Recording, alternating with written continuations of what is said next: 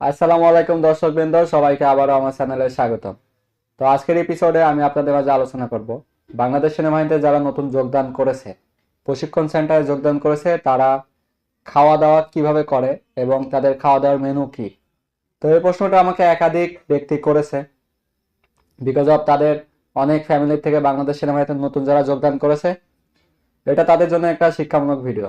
তো এই ভিডিও যদি তারা সম্পূর্ণ শেষ করে, তাহলে বুঝতে পারবে যে তাদের সন্তানেরা প্রশিক্ষণ সেন্টারে কোন কোন খাবার খায় এবং সেটা পর্যাপ্ত কিনা। আসলে এটা আপনার মনে একটা কনসেপ্ট হওয়া উচিত যে সেখানে যে খাবারটা দেয় সেটা তার জন্য পর্যাপ্ত হবে কিনা, নাকি তার খিদে লেগে থাকবে। তো এই এপিসোড শুরু করার আগে দেশের যে প্রান্ত থেকে যারাই ভিডিও দেখছেন তাদেরকে অসংখ্য ধন্যবাদ। আর যারা আমার চ্যানেলে নতুন, এখনো সাবস্ক্রাইব করেন নাই, ইনভাইট থাকলো আমার চ্যানেলটা সাবস্ক্রাইব করে রাখার জন্য, কারণ এখানে ডিফারেন্সের নিত্য নতুন সকল আপডেট দেওয়া থাকে। আর আপনাদেরকে অনুরোধও থাকলো যে আমার চ্যানেলটা সাবস্ক্রাইব করে রাখার জন্য, কারণ আপনারাই হচ্ছে আমার অনুপ্রেরণা। আমি আমার শত ব্যস্ততার মাঝেও আপনাদের মাঝে এটুকু সময় ব্যয় করি বিকজ অফ আপনাদের একটু সাপোর্টের জন্য। যাই হোক, আমি আমার এপিসোড শুরু করতে যাচ্ছি।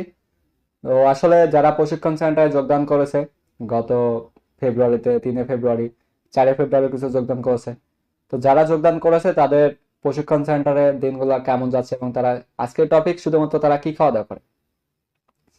আমি, যদি আপনারা চান, তাহলে সেই প্রশিক্ষণ সেন্টারের সমস্ত কিছু আপনাদের মাঝে এক এক পর্ব করে তুলে ধরবো। যদি চান অবশ্যই কমেন্টস করে জানাবেন। তো প্রশিক্ষণ সেন্টারে আসলে সেখানে কি খাওয়াবে, এটা আসলে একটা চিন্তার বিষয়। তো আমি একদম সকালে ঘুম থেকে ওঠা থেকে শুরু করে রাতে ঘুমানো পর্যন্ত আপনাদের মাঝে সমস্ত কিছু আলোচনা করব। প্রথমে যখন সে সকালে ঘুম থেকে উঠবে, ওঠার পরে এস্টিমেট সকাল 4টা বা 4:30 এরকম উঠে এসে ফ্রেশ হবে, দেন নামাজ পড়তে যাবে। নামাজ পড়ে আসার পর তার জন্য পিটি গ্রাউন্ডে যেতে হবে, সেখানে তার শরীর চর্চা হবে। ফিজিক্যাল যে ফিটনেস আছে সেটা ডেভেলপ করার জন্য, বাংলাদেশ আর্মির একটা স্ট্যান্ডার্ড মান আছে, সেই মানে তাকে নিয়ে আসার জন্য সকালে পিটি হবে। তো পিটি কমপ্লিট করার পরে তাদেরকে 1 ঘন্টা সময় দেওয়া হবে, হতে পারে সেটা 7টা পর্যন্ত বা 6টা 40 পর্যন্ত এরকম। পিটিটা হবে 40 মিনিট, 50 মিনিট এরকম। 50 মিনিট হবে, বাট রিক্রুটের জন্য একটু বেশিই হয়। আসলে এটা নামাজ নামাজ শেষেই পিটি কার্যক্রম শুরু হয়ে যায়, কিন্তু অফিসিয়াল ভাবে 50 মিনিট এরকম পিটি হওয়ার কথা। তো যাই হোক, পিটি যখন কমপ্লিট হয়ে যাবে তখন তাকে 1 ঘন্টা সময় দেওয়া হবে। 1 ঘন্টার সময়ের মধ্যে সে কত দ্রুত লাইনে যেতে পারবে, গিয়ে সেখানে গিয়ে তার নোংরা পোশাক, পিটি করছে, ঘাম হইছে বা কাদামাটি লাগছে, সেই নোংরা পোশাকটা সে ধোলাই করবে। ধোলাই করার পর সে গোসল করবে। গোসল করার পরে এই টাইমের ভিতরেই আবার তাকে মেসে যাইতে হবে। মেস মানে আপনারা হয়তো বুঝেন। তো এটা নর্মালি ওরকম মেস না, এটা একটা হোটেলের মতোই, সমস্ত কিছু সেখানে আছে, শুধুমাত্র তাকে গিয়ে খেতে হবে। তো যত আগে দ্রুত রেডি হওয়া যায় তখন ইউনিফর্ম পরতে হবে। ইউনিফর্ম পরতে হবে, সামরিক যে ড্রেসগুলো আছে সেই ড্রেসগুলো পরবে। সেই ড্রেসগুলো পরে সে চলে যাবে মেসে। এটা একদম হোটেলের মতো সুন্দর একটা মনোরম পরিবেশ। সেখানে টিভি আছে বিনোদন করার জন্য, সবকিছু একদম ডেকোরেটেড করা আছে, সে শুধুমাত্র সেখানে যাবে। তো যাওয়ার পরে সেখানে তাদের খাবারের মেনুটা কি থাকতে পারে। তো সকালের মেনু, রিক্রুট প্রশিক্ষণ সেন্টারের জন্য অবশ্যই তার মেনুতে ডিম থাকবে।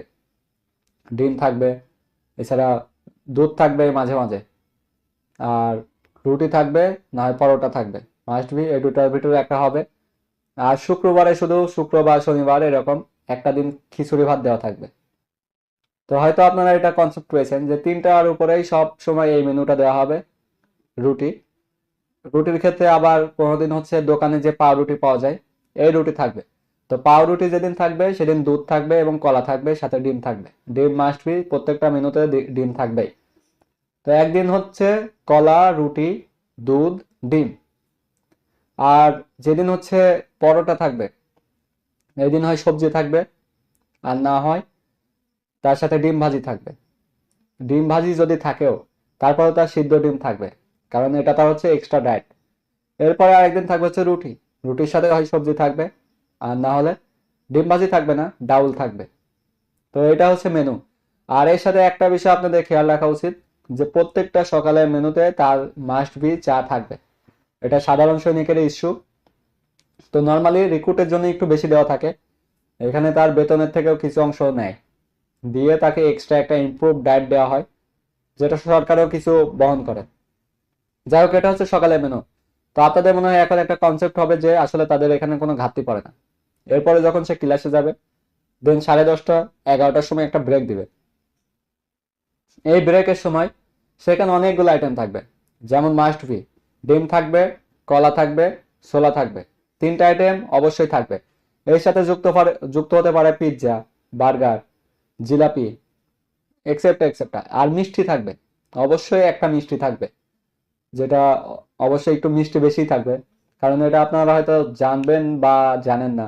মিষ্টিতে অনেক কার্বোহাইড্রেট থাকে, যেটা আসলে শরীরে শক্তি যোগায়। তো মিষ্টি থাকবে। তো সেখানে অনেকগুলো আইটেম থাকতে পারে, নিমকি থাকতে পারে, এটা বলে শেষ করা যাবে না, প্যাটিস থাকতে পারে। এক এক দিনে এক এক রকম মেনু।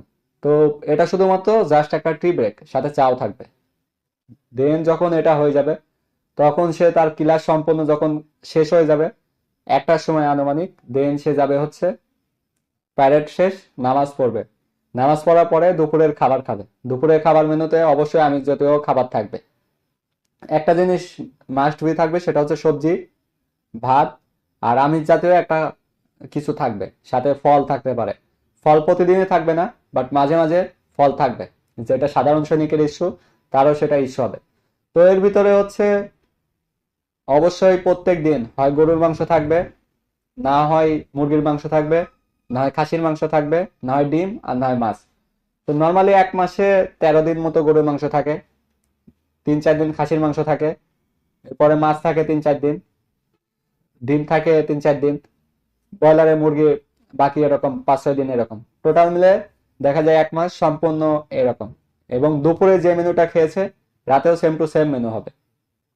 দুপুরে যেটা খাবে, দুপুরে যদি গরুর মাংস খায় রাতেও গরুর মাংস, দুপুরে যদি মুরগি খায় রাতেও মুরগি, দুপুরে যদি ডিম খায় রাতেও ডিম, এরকম এভাবে প্রত্যেকদিন দুপুরের মেনুর উপর ডিপেন্ড করে রাতের মেনু হয়ে থাকে। তো আমার আর রাতের মেনু আপনাদের বলতে হচ্ছে না। এছাড়া যখন সে রাতে ঘুমাতে যাবে, দেন রাতে ঘুমানোর সময় তার জন্য রুটি থাকবে, দুধ থাকবে এবং মিষ্টি থাকবে, সাথে ডিমও থাকবে। অবশ্যই তার জন্য একটা ডিম থাকবে। তো এটা হচ্ছে রাতে খেয়ে সে ঘুমিয়ে পড়বে। এছাড়া সে যদি চায়, সরকারিভাবেই সেখানে সম্মিলিত সবাইকে অনেক ফল ইস্যু করা হয়। দেখা যাবে যে অনেক সময় আনারস, ডাব, আম, আপেল, কমলা, আঙ্গুর, এরকম অনেক সময় ইস্যু হবে। আবার তারা যদি চায় যে আমরা ভিতর থেকে কিছু কিনে খাবো, তো তাদের কাছে তো টাকা নাই। এখন আপনার প্রশ্ন হতে পারে যে তাদের কাছে টাকা নাই, কিভাবে কিনে খাবে? তারা যখন বাংলাদেশ সিনেমাতে যোগদান করেছে তখন থেকে সে বেতন পায়। সেই বেতনের থেকে তাদেরকে একটা চেক বুক দেওয়া হয়। সেই চেক বুকে লেখে যা খেতে চায় সেই সমস্ত কিছু এখান থেকে কিনে তারা খেতে পারবে। তো এখানে একটা ক্যান্টিন থাকবে, দোকান থাকবে, সেই দোকানে প্রয়োজনীয় সমস্ত জিনিস আছে, খাবার আইটেম থেকে শুরু করে তার পোশাক আশাক সবকিছু সে চাইলেই সেখান থেকে কিনে নিতে পারবে। তো আই হোপ দ্যাট যে আপনাদের এটা একটা কনসেপ্ট হয়েছে। সেখানে খাবারের কোনো অপূর্ণতা নাই, যে যত ইচ্ছা সে তত খেতে পারবে। বরং তারা খাইতেই বোরিং ফিল করে যে এত খাবার কিভাবে খাবো। খাবারে কোনো কমতে নাই। আপনাদের নিয়ে এটা কোনো টেনশন করার কারণ নাই, কারণ বাসায়ও আপনি কোনোদিন এরকম খাবার খান নাই। একটা মেনু কন্টিনিউ চলতেছে, এরকম খাবার আপনি কখনো খাওয়ার নাই। সে যত বড়লোক ফ্যামিলি হোক বা সে যত গরিব ফ্যামিলি হোক, এরকম একটা আইটেম মেনু সবসময় ফলো রেখে খাওয়া এটা কারোর পক্ষে সম্ভব না, কিন্তু বাংলাদেশ সেনাবাহিনী এভাবেই খেয়ে আসছে। আই হোপ দ্যাট যে এটা আপনাদের বুঝতে বাকি নাই। তারপর যদি আপনাদের কোনো প্রশ্ন, পরামর্শ, মতামত থাকে অবশ্যই কমেন্টস করে জানাবেন। আর এত সময় ধরে যারা ভিডিও দেখছেন তাদেরকে অসংখ্য ধন্যবাদ। আর আবারও আমি আপনাদের অনুরোধ জানাবো যে আমার ইউটিউব চ্যানেলটা সবাই সাবস্ক্রাইব করে রাখবেন, কারণ আপনারাই আমার অনুপ্রেরণা। আর আমি আপনাদের নিয়মিত এরকম কন্টেন্ট দিতে থাকবো যদি আপনারা আমাকে সাপোর্ট করেন। এবং অবশ্যই আমার ইউটিউব চ্যানেলে গিয়ে কমেন্ট করবেন যে আপনারা পরবর্তী কোন বিষয়ে জানতে চান। সবাই ভালো থাকবেন, সুস্থ থাকবেন। আল্লাহ হাফেজ।